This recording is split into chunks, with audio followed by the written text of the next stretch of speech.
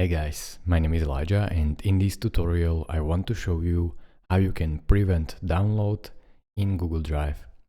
So in order to prevent downloading of your shared files, you have to right click on your shared file that you want to prevent download of, then go over to share and share again, and right here it should be set to anyone with the link because you are sharing your file.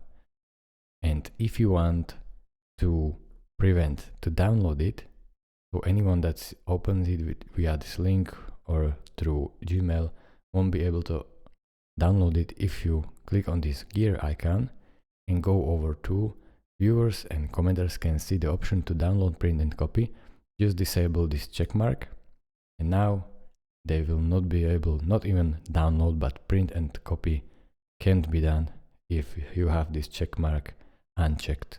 Press done, and that's it. Thank you guys for watching. If this video was helpful to you, consider subscribing and liking this video, and I will see you in the next tutorial. Bye bye.